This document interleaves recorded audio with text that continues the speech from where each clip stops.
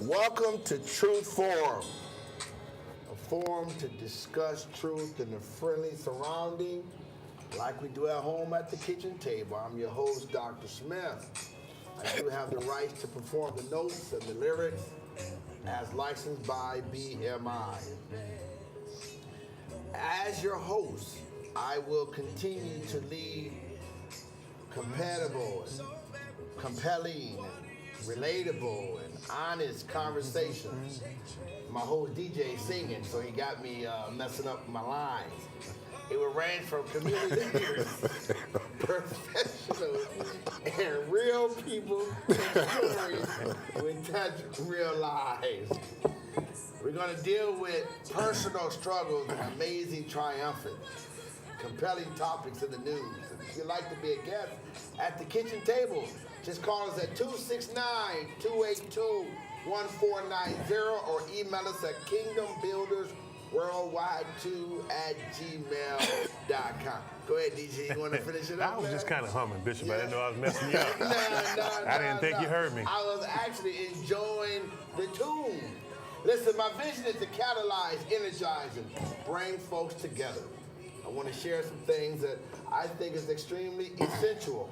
If we're going to be successful, we got to know who's in the network and then know how to reach each other so we can make some things happen. We want to reawakening the minds of people. There are so many ways of reaching and touching people, but we have to learn them, get to know them so we can learn valuable tools to help our community and help our world. So therefore, storytelling is an obligation. It's an obligation for all leaders that you sit down and you share stories. That's what they did in Africa. They would sit down and share their stories because it's important that we know where we came from so we know where we're going and maybe not repeat the same mistakes many behind us have made. I'm excited to have my guests here, but before I do that, I want to introduce and thank God for my producer, Tiffany Smith, Ronnie Hoyt, Carl English, Mike Campbell. This will be the last show for 2018. Wow. And then my son on Facebook Live, and Chanel, and Kara, and Yvonne, they were all on the camera. We want to thank all of them and my coordinators. So we're just excited for everything. Today, I'm happy to introduce my guest today, Kevin Scurry. Let's put our hands together for him. Got a little rap going on.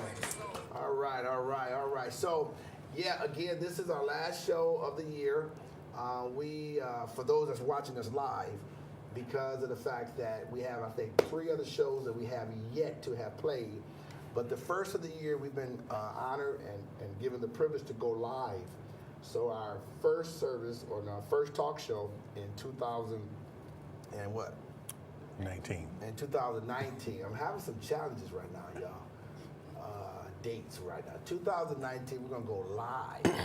And so we're asking for those from the community that you can come out to the studio. Also, we're going to try to come up with an idea where you can call in.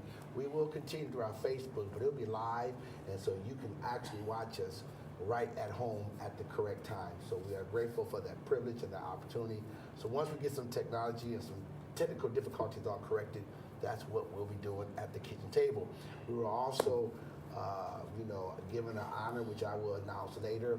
And so I'm just eternally grateful for our staff, for everyone that has been so helpful. This could never have been possible without you. So again, I want to thank you, the guests. I want to thank every guest in 2000. And what's wrong with me? What year? 18. 2018. I want to thank all of my guests in 2018. And I want to thank all of my staff and my main man, my co-host, Doug Jones. Doug, how you doing today, man? I'm doing pretty good. Bishop, how are you? Man, I don't know. I really don't know. You may have to take over the show. Well, I will if I have to. But you look good. I mean, you don't look sick or anything. But I'm missing something right now. I don't know. Was it me? Did I get you off your square when I was kind of humming, or to the tunes? Did I mess you up a little bit? Pray for me. I'm good. Okay. All right. Okay, she here now. I'm waiting on my other spiritual daughter. She just showed up. Okay, well, anyway, y'all, today we have Mr. Kevin Scurry. Let's put our hands together one more time for you. Brother Kevin, how you doing, man? I'm doing good. How about you? Good. Man, first of all, I just want to say that this interview that we're about to have today is going to be enlightening. I need everybody to know that I've been gone for a long time, and I have to be very honest. We were at service on a Sunday morning, and he'll no doubt soon be one of our deacons. But Melvin McKnight, he usually always walk around the church, and he always come up and bring another stranger to me. And he assume I know everybody because he knows everybody. But I've been gone so long, so I be playing it off like, hey, I be like, who's that? So that's exactly what happened. He came up and he brought Brother Kevin and said, look, Wes, he called me Wes, Bishop called me Wes, and look at him. And I've been gone for so long, so I was really not able to really put the dots together until later.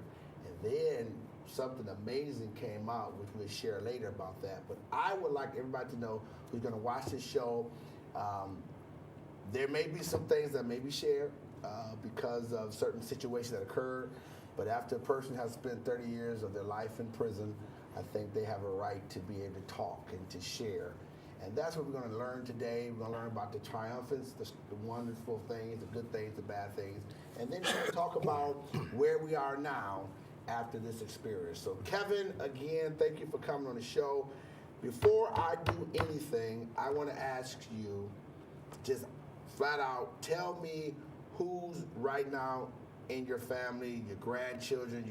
Tell me about your current family right now before we go back down memory lane. Well, I am the father of 3 children, Kamal, Jawar, and Anitra, 2 of which live here in Battle Creek. My oldest son, Kamal, lives in Tennessee. I have 7 grandchildren plus 1 on the way. So let's say 8 grandchildren. So I am blessed. I have a sister in Lansing and a sister in North Carolina. I still have a lot of family support. Nephews, nieces. Your mother? My mother is deceased, Joyce Clark. Right. My father, Otis Harris, is also deceased. Okay. And of course, my wonderful grandparents who are deceased, Theodore McShann, AKA the Bear, and Marie Cross. Okay, all right. So again, that's where our connection came in at, and we're going to talk more about that. That whole connection and where I actually tied into his family and vice versa. But I want to know, when you were in elementary, Kevin, what was it that you saw the world to look like? First of all, help us out. Were we at Dudley, Washington, Lincoln, and Jay? And Jay. So at Ann J. Kellogg's, from back then we was all K through 6, right? Yeah. Okay, so at K through 6, what was life looking like to Kevin Scurry at that time? Uncertainty, because let me go back a little bit. I was actually born in Kalamazoo, and we moved to Lansing when I was younger, and at the age 8, and that's when we moved to Battle Creek. The circumstances was not by my choice, of course, being young, and going to Ann J. Like I say, I felt pretty much like an outsider because I didn't really have, outside of my 3 sisters and my mother, any relationship ties. You know, I was not allowed to see a lot of my other family. Now I want everybody to know, when I do line of questioning, a lot of my line of questioning is obviously some of the things I learned in school, because I'm trying to build up a case, kind of show how things happen, never to justify, but to kind of let you know where people's minds are at. And so a lot of the questions that you may hear, why is that being asked, it may make sense later on. So we're talking K through 6, Yeah. You already having some insecurities, not really knowing who everybody is in your life. Right. At that present moment. Okay, so, but was it still a typical, normal, average young man, young African American man in Battle Creek? Absolutely not. Because, like I said, once we moved back to Battle Creek, I was Now we're still K through 6. Stay with Right. me. All right, I y'all. was- K through 6, everybody. I was pretty much raised in an environment that I later came to understand shouldn't have been suitable for anybody because of the person I was being raised by was not a parent, not to me. Like I said, my father, Otis Harris, who, God rest his soul, lived in Kalamazoo. I seen him one time, and then I was later informed that he had been killed in a car accident. Again, I'm young, so I don't know any better. So I just, I took each day, as the proverbial saying, one day at a time, and I grew more and more disdainful for my environment. Part of this talk show is to help people understand you really don't know a person and you never know why things happen unless you hear their story. And so what we're doing is there's probably a whole lot of misconception right when you noticed and saw that Dr. Smith is going to be interviewing Kevin Scurry. You probably had a whole lot of people in Battle Creek that's been here long enough be like, what they going to talk about? But what you're going to hear today is history that sometimes is never revealed. And that's why it is the responsibility of the community, those who really care, to be involved in people's lives, because no matter what you say, remember, I'm asking questions about from K through 6. We're talking K through 6, and we're already in a position where I'm not sure where I'm going in life. Okay, so, and names don't have to be mentioned unless you feel comfortable. I won't identify any names. But so basically, there was another man that was basically taking care of you, that was probably with mother at the time. Yes, sir. Between that period of age. Yes, sir. And there were things that was taking place and that you were just the child wondering and following. Yes, sir. Now, the connection is actually his mother, which I found, Brother Kevin came to me, he's a member of our church now, so he came to me with some counseling, and he began to mention his family. So when he said who he was related to, and he connected to the McShanns, then we found out those are direct cousins to me.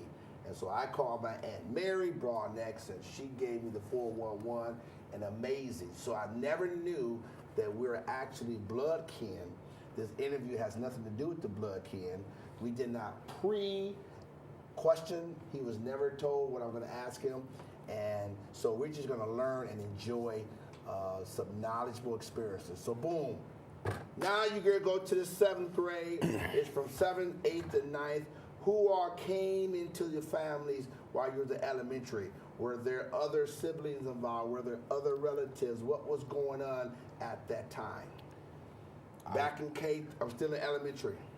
Well, after leaving Anjay, I actually started out at W.K. Kellogg. But I wasn't a saint in school. I'm not even going to go there. And I had my issues, so I was actually moved to my district, which was Northwestern, because I actually stayed on the corner of Kendall and Parkway with my mother. And so I went to Northwestern, started playing ball, and I felt that was my out. Basketball became my out. Basketball and music was my out growing up. And Well, Funkadelic? everything. Everything. P-Funk, right? Parliament. Flashlight, Parliament. Parliament. Boosie, baby. Hey. But music was my out. So anytime I could just connect to music and lose myself in that, that's what I did. I played basketball at every opportunity that I had. So back to the elementary, was there any other young men with you during that time? Yes. And you don't have to mention names, but how many? 2 others. Okay. And you guys was raised in this environment? Same household, yes, sir. In the city of Battle Creek? Yes, sir. Do you remember at the time who were like the mayor, who was like some of the black leaders, the white leaders? As an elementary person, can you remember those people? To be honest with you, and it's sad to say, no. Being closed off from basically the actual activities of the outside world was... The world was evil. Yeah. You're not supposed to know about them. No, sir. They don't exist. No, sir. So when you go out and go to stores and go eat, how did you interact with people when for so long you couldn't interact on the inside? Going to the stores was mostly, with my sister, riding with them just to get out of that house. Actually, I can't remember a time when I ever went out to eat. So it was, like I said, it was not the ideal place to grow up. Not for me. As a little boy, before we get to junior high, was there ever a thought, unless your teaching told you differently, where you was this little boy that said, God help me? What was God to you at that time? God was never mentioned because of the religious preference of the certain individual. God was not ever mentioned. So you get to junior high school. Did you ever make the basketball team, football team? Yes, I Did made. people come watch you in the family? No. I made the basketball team at Northwestern, and I was actually... Coach Odom? And that would have been... It's even hard to remember. Okay, maybe it wasn't him. Go ahead, keep going. And I think it was our first game. I was going back home to run home to get my shoes. I told Coach I'll be right back. Ran out the door, and I'll never forget it because I got the scar to prove it. And as soon as I went back in, the metal corner of the door split my kneecap right on top. And I tried to put an ace bandage on it and go back on the floor, and he was like, no, you're done. The coach? The coach, yes, sir. So mom was a relative of mine, obviously. So was mom, how did mom get you in that environment? Answer that the best way you know how. If you want to pass it, pass it. No, I won't pass it because as much as I love my mother, God rest her soul, and everything that she went through and we as a family went through, I want to make sure that her memory and her legacy is intact. Okay, she met this guy, I don't know how, when, or where, when we were living in Lansing. So being a single parent, to me and my 3 sisters, we were all moved to Battle Creek. So that's how I ended up in this environment. I don't know the details of how their relationship started, and I'll be honest with you and tell you I don't even care. So Larry, was the home very strict? Kevin. I'm sorry, Kevin, sorry. Because of religion or just because it was overprotective? No. What was the... Because of religion. Okay. So we're going to leave junior high. So for those who don't know, he will eventually go to prison. But right now, we're at Central? Yes, sir. Take me there. Well, I was at Battle Creek Central. I will admit I was not the best student. I was trying every way I could to find some kind of peace of mind and freedom. So I would skip class. I was actually shooting dice or pitching coins in the back of Central when I met my children's mother. So Getting close to they try and get close. The closest one to the door wins. yeah. I got you. So yeah, So my question is, you never thought, you're still a young African American, you never saw a need to cry out for help? There was no coach figures, there was no preacher, there was no buddies, daddy, that you felt the need to say, y'all, man, I'm in this stuff and I can't get out. You never had it, or you just felt you couldn't? No, I didn't have it and I couldn't. Understanding the environment I grew up with that was not what you did. Right. And again, for those of you that are from this area, if you are paid, some of our Caucasian audience say, what are they talking about? They don't have a clue.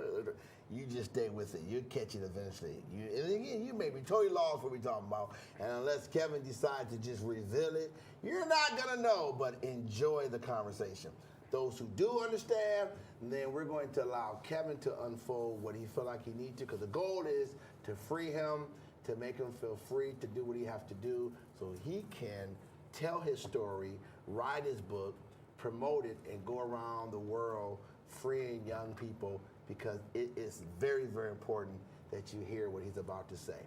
So now, Kevin, boom, take me to that aspect where you are now about to be a resident for the state of Michigan for 30 years. In 1984, an argument took place at a store, and words were exchanged. You know, arguments, how arguments get. They get heated, it spilled outside. No punches or nothing like that were ever thrown.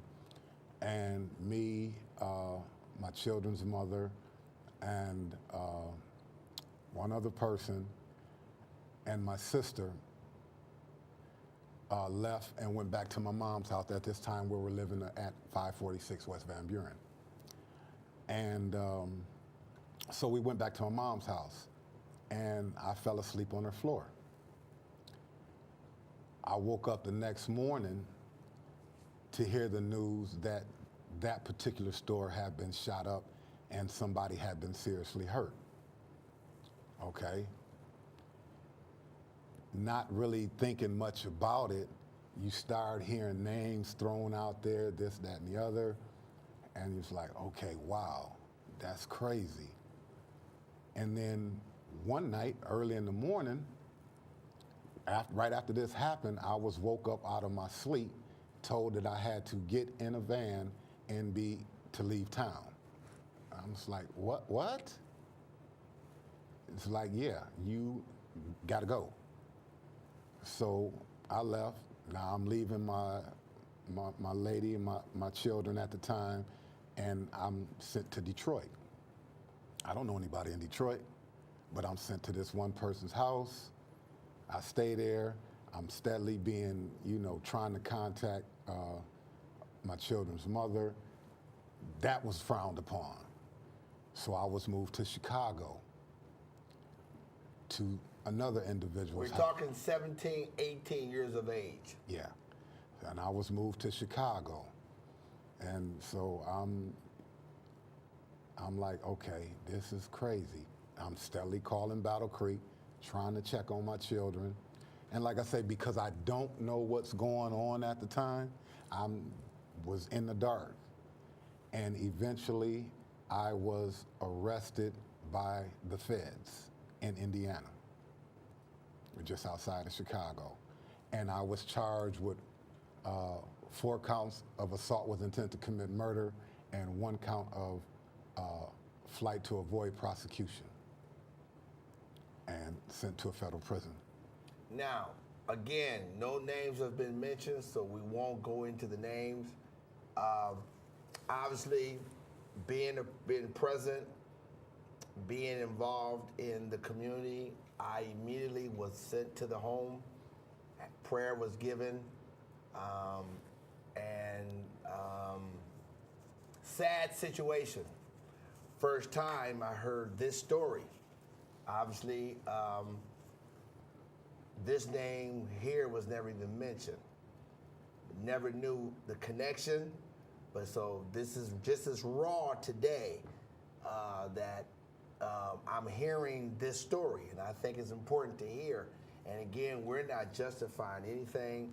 We're not trying to take anything away from anybody. We love the family that was impacted by it, and we salute mom and the brothers and the daughter, 100%, and love them dearly, and the work that the dad did do in the community.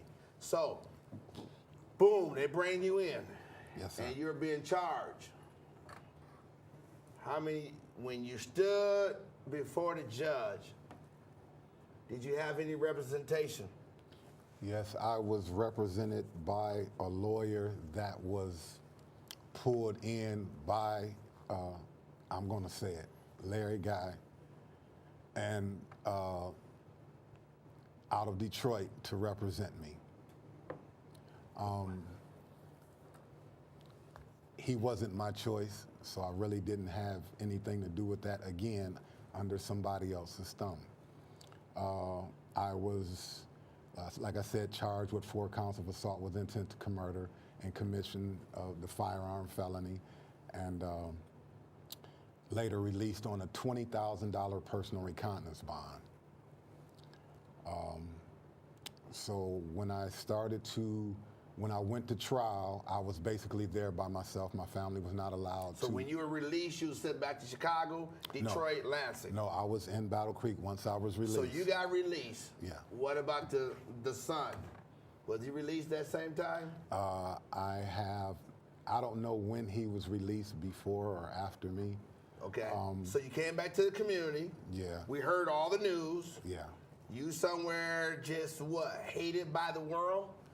I felt like it. And you just stayed in the house? Know what I did, because like I said, I was still at my mother's house. I was actually getting so fed up that I left, and I just left, and I had to find somewhere to go. And that's when I went to my grandfather Teddy's house, Theodore McShann. And he took me in, and he told me I didn't have anything to worry about, that I was good. And that's where I stayed while I went to trial. And like I said, my family was not allowed to come to any of my hearings. I never seen my mother, my sisters, anybody. Went through that by myself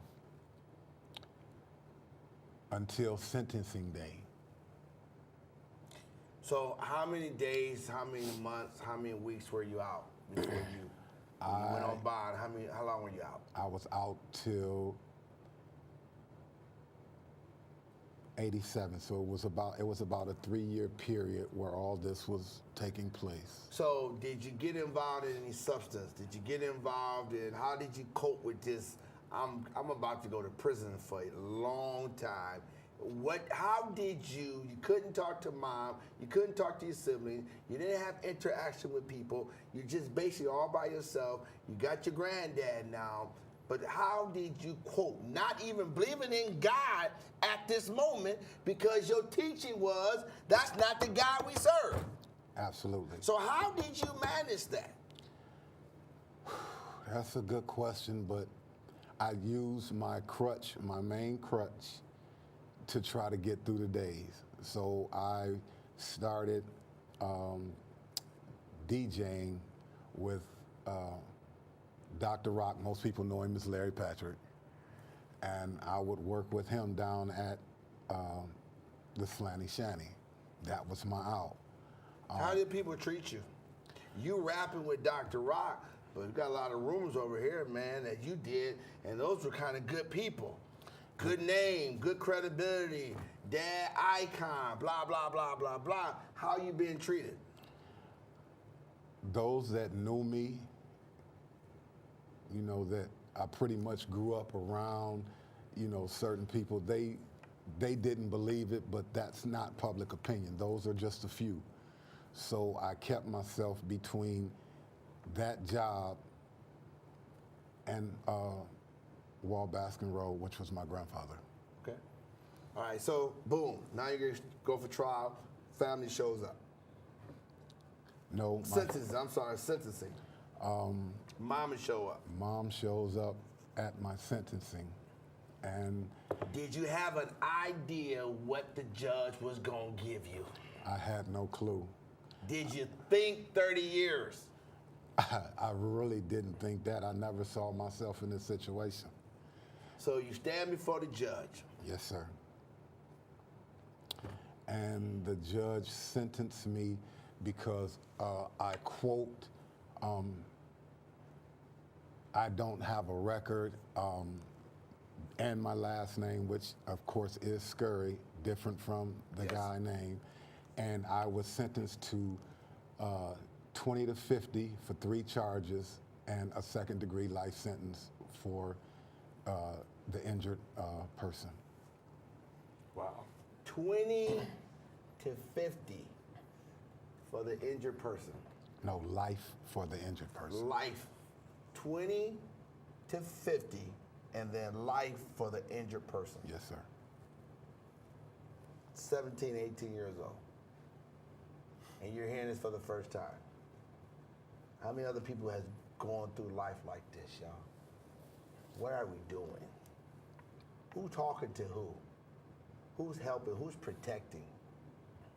Yeah, we talking about the early 80s, but still, this ain't the first time this stuff is going on. So now we're going to continue to deal with this because we're going to talk about life afterwards. Let me see what this is. Just showing him he got support. My man. Right on, right on. Right on. Thank you, y'all. Keep on showing the love. So, what the judge say? Like I said, I was sentenced to 20 to 50 for 3 other counts in life for the 4th. And I was told, hoping with a release in the future, that I would get my life together, get my education, and that was that. Was this the judge in Battle Creek? Yes, sir. Can you remember the judge's name? Kinsley? Yes. James Kinsley. Yes. No, I'm sorry. Let me rephrase that. Stephen B. Miller. Stephen B. Miller. Yes, sir. Sorry about that, James. He passed away. Stephen B. Miller. Yes, sir. Okay, Stephen B. Miller. Now, keep me, engineers, on my time, because I want to talk about post-prison. But I got to deal with prison now. I'm 18 years old. I'm 18 years old. I got at least 20 to 30 years, maybe life. Didn't really know anybody. Been kind of in a little caught. And now I'm going to this big old world of criminals. Everybody say they're innocent in prison. But am I really getting ready to serve 30 years for something that I'm going to serve 30 years? Yes. Was Jackson on what was the first spot? Jackson Cooper Street. Did you go inside the wall the first day after you went through it because of your charges? Yes, sir. And the prisoners looked at this young fella with this reputation of doing something to a very reputable family, good people. Boom. How did you deal with that? I kept to myself, kept my head held high, and just went about each day just trying to figure out what happened. I was angry, I was hostile, I was bitter. I felt like I was alone. Everybody had abandoned me. And that's how I felt. So that's how I started my time from day one. And I took on that hard inner exterior that I refused to let anybody get close to me. I refused to let anybody touch me on any matter whatsoever. because you got 20, 30, or life. You don't know when you're gonna get out. Absolutely not. So talk to me. Let me take me through some days down there. We don't want to hear me talk, because we got TV shows, we got all kind of rumors about how jail is. You tell me how it went, what you do, because I want you to give us a message. I want you to give us some hope after we hear just a little bit of your story. Well, my first bit inside, the first little stretch I did inside before I was moved, I tried to just interact slowly, and they even had in Jackson, they had a movie theater. And, you know, it's just certain things in life that you never forget. And it became real when I went to see The Color Purple in that theater, sitting up front, and I had walked over there with this guy, and I mean, almost all the way through the movie, the next thing you know, you hear scuffling, and then gunshots go off, and it became real right then. There's nowhere to go. There's nowhere to move. So he was like, Kev, we need to hit the floor and just crawl out of here. So from that point on, I took on the notion that even to this day, even at work, I do not like crowds. I don't like people behind me. I'm always cognizant of what's going on around me, and I have serious trust issues. I've told you that. And you got every right to. Eventually, I was moved across the street to the cotton facility, which had just opened, because that was so-called our district, where I came into contact with people that I started to become close with, a few that I grew up with and around, you know, Double R, Roy. Them was the people that I grew up around and knew of. So that's how I started to try to settle in to what I knew was my life for the moment. So, Kevin, did you be introduced opportunities to join the several sects by you being a part of a sect that kind of got you where you are? Yes. How, because I'm for sure that sect was there, that religion, I'm talking about groups and clubs and religious people. That one was there, that one was there. Was that introduced to you to protect you? And how did you respond knowing what you was cringing from?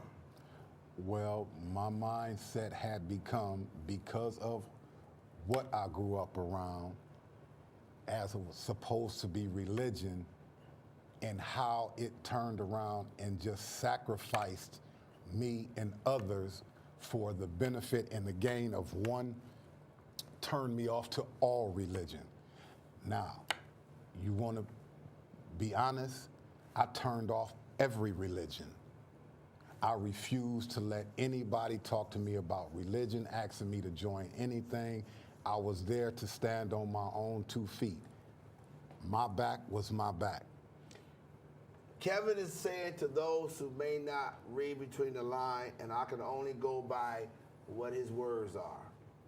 And again, I need the other family to understand, I'm not here taking any sides, because y'all know I was there when it happened on your side. Kevin is saying basically, I was a sacrifice.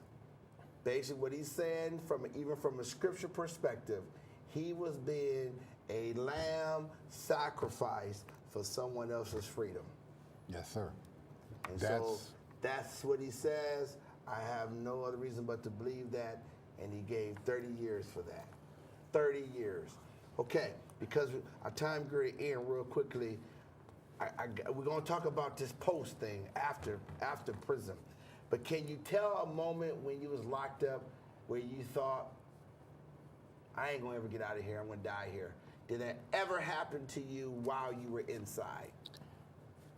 Yes, because, I mean, as much as I tried to stay out of the way, and I did get my education, and I took college courses.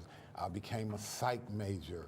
I started, got myself into a group called Chance for Life with Mr. Tom Adams and Miss Jessica Taylor, who helped me immensely become the person I am today, to be able to set forth a path to help other people.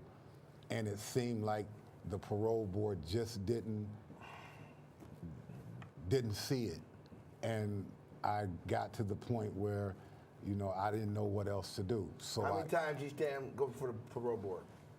I went 4 times before I was called back in 2017. So how does that work? Do you wait for them to say you're up just to go before the parole board, or do you request a hearing? No, being a lifer, you only seen the parole board every 5 years. Okay. So I went to see them after my first 10, there was no interest. 20, there was no interest. 30, it was basically no interest. And then there was one lady there that said, okay, hold it, this is enough. So Kevin, we're about to come home, and a couple years, you start hearing about an old friend you went to school with or close to, but you ain't into that religious stuff.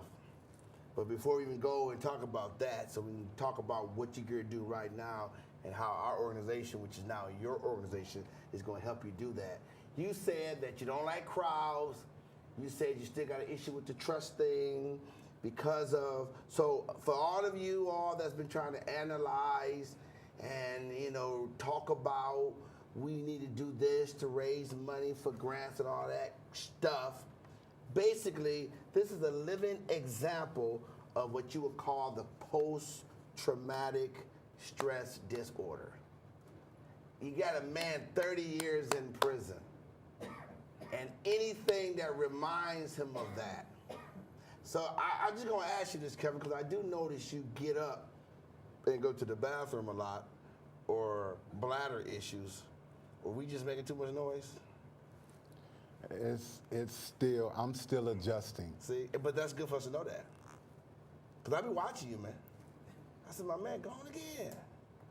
My man. This is my man right here, y'all. I'm going to get him here. He ain't used to this. Oh, man, oh, man, oh, man. Woo! 30 years, man. Man! I will say Man! this. I just want to say this.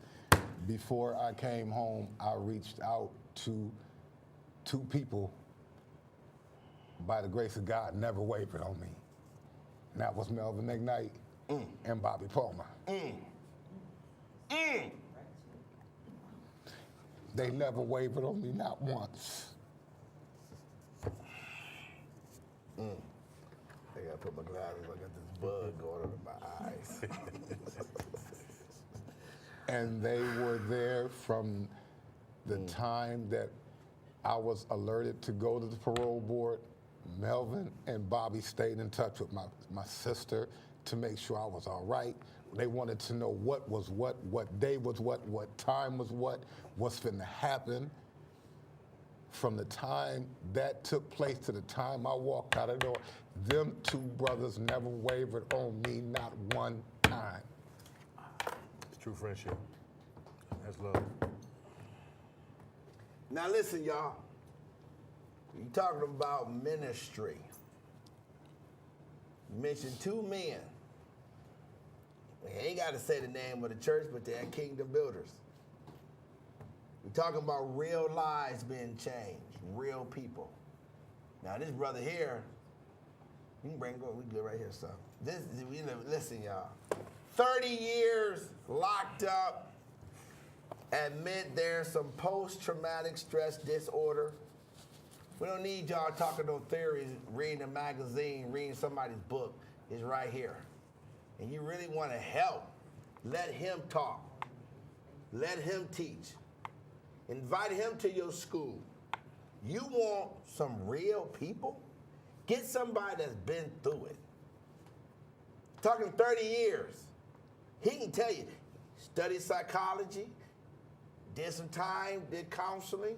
He's been there. You want to give somebody, police officers, sheriff department, y'all looking for people? I'll take care of the spiritual part. I'll get the morale that you need. But the content, man, he'll put circles around me. I'm endorsing someone like Kevin because Kevin can tell you the real deal because he's a living example. So Kevin, you come home, you've been out for about 3 years? No, actually, I'll be home. I was home a year as of the 28th of 3 years come November. from? A year? Yes, sir. Man, I'm thinking about something else. So 1 year. Yes, sir. 1 year. Yes, sir. Got a lot of trust issues. Been lied on, been played, and the religion kind of got him where he's at. Man, what made you come to Southeastern School Building? Tell us, man. We got to know. Out of the blue, I got a phone call one morning. Actually, I had called Butter, Melvin McKnight, to check and see. My man. To see what was going on with the holiday tournaments. Because when I first came home, he scooped me up and took me to the holiday tournaments, and that we hung out and just did all that as soon as I got home. And since we got the Kleenex, we're gonna make a little jokey joke.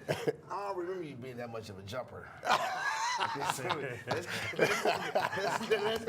a little smile going on. But go ahead. So go ahead. And I was taking my son somewhere, and I called him and asked him about that, and we chopped it up for a few minutes.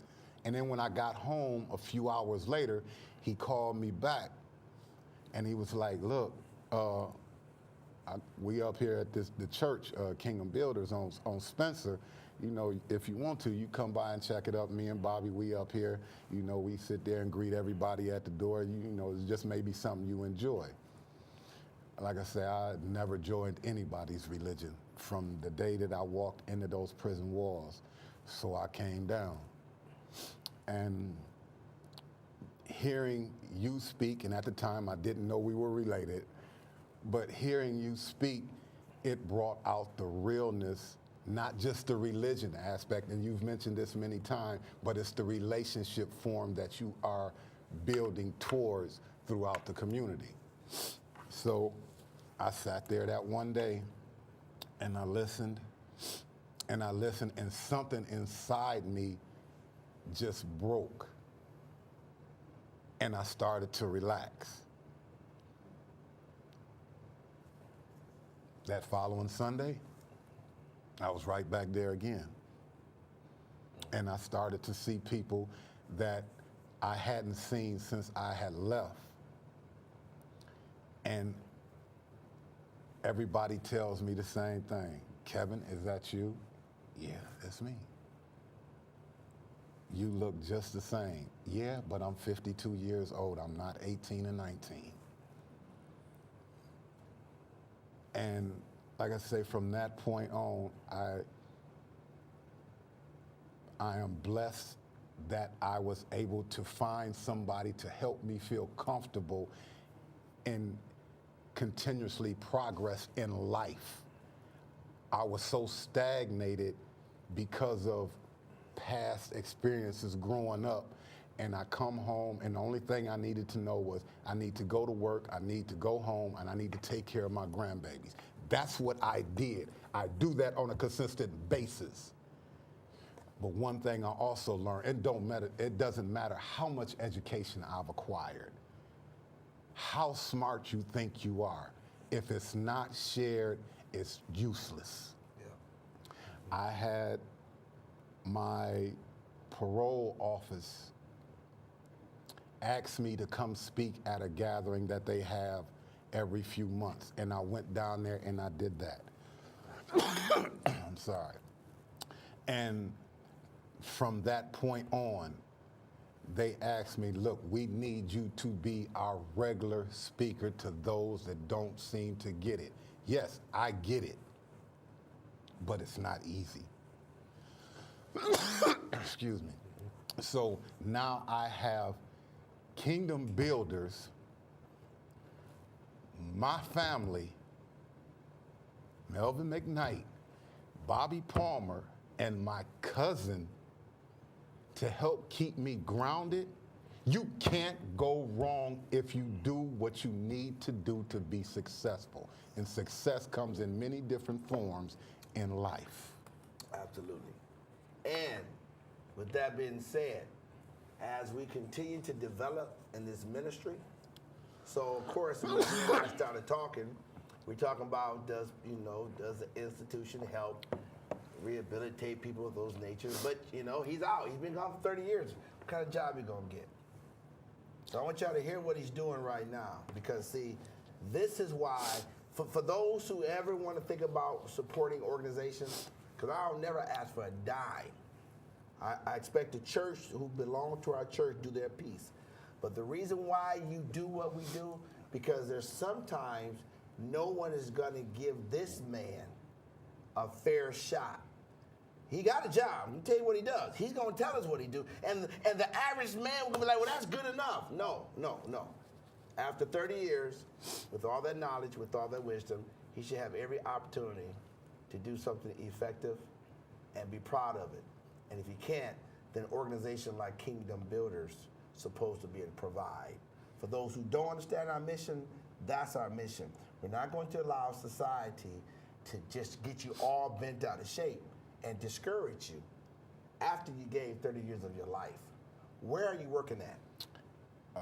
To take a step back, when I came home, I was allowed to graduate from KCC's camera program with as an engineering. Okay. And I was immediately the next day offered a job at AST. Okay. It's a plastic mold manufacturing company in Fort Custer. I worked there till November, when I was offered a job to go back to Coldwater, where I actually basically came home from, to work at a meat processing plant at Clemens Food Group. And what do you do there? I am a second trimmer on the St. Louis rib line.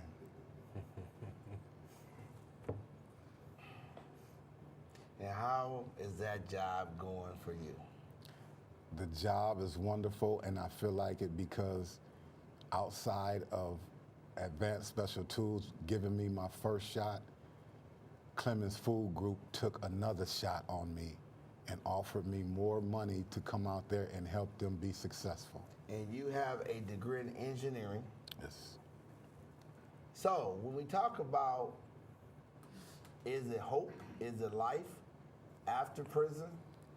What you say to these young fellas, man? What you say all these little young boys want to talk about? They want to go get do bit, and I gotta get some bit, and come out with some credibility. What you think about that? Credibility is a state of mind. You make your own way in life. If you don't have integrity about yourself, you will fall for anything that anybody offers you. So I used to tell my students, please don't tell me what you can't do. At least be honest with me and tell me what you don't want to do, because you can get a job if you put forth the effort. In 2019, we're going to be doing our very best to be a little more engaged. We've been very, very, very engaged already, but a little more engaged, having other individuals being our speakers, such as Kevin. And we're going to invite all you moms, single mothers, and not even single mothers, just if you got sons, period. But I'm going to throw out a couple questions to Kevin, and I'm going to be one of those little young 16-year-olds, and I'm going to just kind of see how he answers. We only have 6 minutes, so Kevin, I'm the little young fella. Man, I'm trying to make this money out in the streets, and if I get caught, I get caught. Whatever. Or when you take that mindset, you've already given up on yourself. If that's the only thing that you think you can do to bring in an income, you've already lost.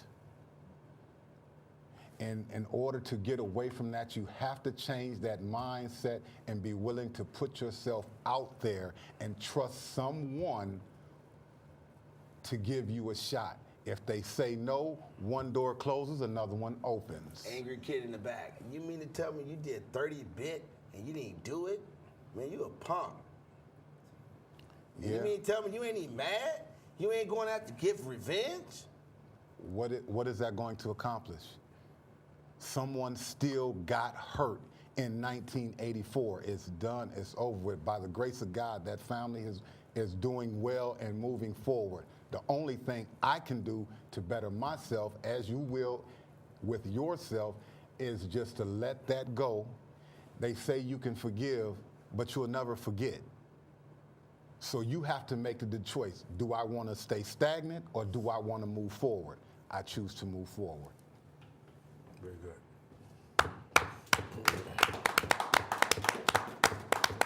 Kevin, man, it is wonderful. Our time is up, man. Before we let you get your last final word, Deacon, I know we got a lot of folks been watching us. Mm-hmm. Any comments you want to say that? But we got about 2 or 3 minutes. I want you to have your final words, Deacon, before we go back to Kevin. Kevin, you got tons of support, family members and friends, and I think it's a blessing that you got to tell your story, your side of the story, and I could feel the passion behind what you were saying. You are a motivational speaker. You know, you have a lot of wisdom, and you got the experience, and I'm sure you've helped a lot of young men already. I've done my best, yes, sir. Yep. Well, I'm glad to have you part of Kingdom Builders, brother. Thank you, sir. All right. Kevin, give us a word, man. Give us. You got about 1-2 minutes. Say something, whatever you want to say, man. It's your time, your mic. Talk to them. I just want to tell those that have always had my back, thank you, and I love you. But those that out there that are giving up on themselves too soon, don't do it. Pay attention to your surroundings. Be responsible, but also be ready to be susceptible and accept the consequences for your actions, because for every action, there's a reaction. So always be cognizant of decisions you make. And if you make the decision, be responsible for it and take it like a man. Wow. Well, y'all, I'm just excited. I'm trying to play a different song because my man Butter said I need a new song, and I kind of want a new song. And this is all right, you know, but I can't get my song right. So you know what, y'all? Here we go. I got it. Hey, man. Boy, I tell you, y'all, what a show, what a show, what a show, what a show. And to see him 52 looking good.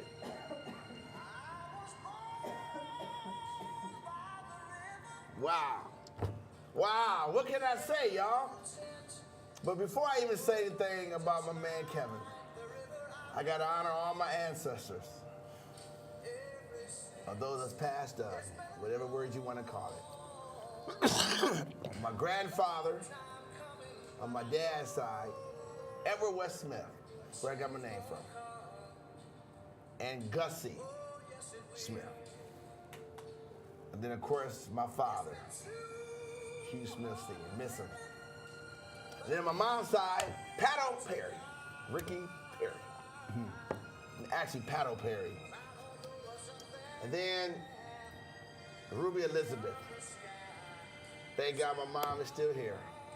She's still with us, Mother Georgia. Listen, man, a long time came for you, and the change came. Man, Yes, I'm honored that you with me. I'm the one that's lucky. I'm blessed. For somebody like you, after all you've been through, to trust me, I'm lucky. And man, I'm gonna do everything I can to make sure we can do what we gotta do. Let's pray together. Somebody out there trying to sing, but tell them quit singing, let's pray. Father, we thank you for this day. Man, we thank you for the master, Brother Kevin, for giving us words of wisdom. told us the story, and we accept it and love it. And we love the family. And to that family of that great father and that great mother that's alive and all the siblings and that beautiful lady, we love you and we thank you for being who you are. And we thank Brother Kevin, Deacon Jones, and all of you. Thank you for being a part of this 2018 kitchen table. Man, I tell you, the best was definitely saved for last. And I love it. And God, thank you for giving me a chance to even do a show like this. To you be the glory. In Jesus' name, Amen. amen. Amen.